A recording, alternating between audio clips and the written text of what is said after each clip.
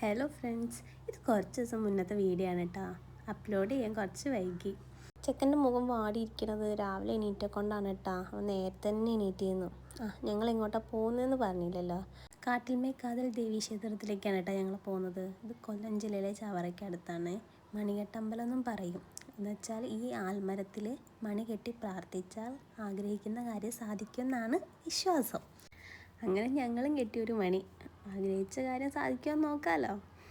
പിന്നെ കുട്ടിക്ക് ചോറ് എടുക്കാനുണ്ടായിരുന്നു. അപ്പോൾ ഞങ്ങൾക്ക് കുറച്ച് നേരം വെയിറ്റ് ചെയ്യേണ്ടി വന്നു. ആ സമയത്ത് കുറച്ച് ഫോട്ടോസൊക്കെ എടുത്ത് പൂജ കഴിയണവരെ ഞങ്ങൾക്ക് വെയിറ്റ് ചെയ്യേണ്ടി വന്നു കേട്ടോ.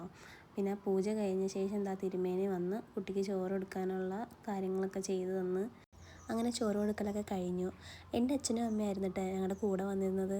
ഞാൻ എൻ്റെ വീട്ടിലായിരുന്നപ്പോഴാണ് ഞങ്ങൾ അമ്പലത്തിലേക്ക് പോയത്. അമ്പലത്തിലെ പരിപാടിയൊക്കെ കഴിഞ്ഞ് വീട്ടിലേക്ക് തിരിച്ചു പോയിക്കൊണ്ടിരിക്കുകയാണ്.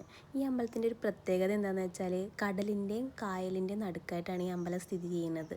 സുനാമി വന്നപ്പോൾ പോലും ഈ അമ്പലത്തിലേക്ക് ബാധിച്ചിട്ടില്ല എന്നാണ് പറയണത്. പിന്നെ അമ്പലത്തിൻ്റെ കുറച്ചിങ്ങോട്ട് മാറി കരിമണൽ കുഴിച്ചെടുക്കുന്ന അതിന് കരിമണൽ ഖനനം എന്നൊക്കെ പറയും. അതും കൂടി കണ്ട് ഞങ്ങളിതാ തിരിച്ച് വീട്ടിലേക്ക് പോന്നു.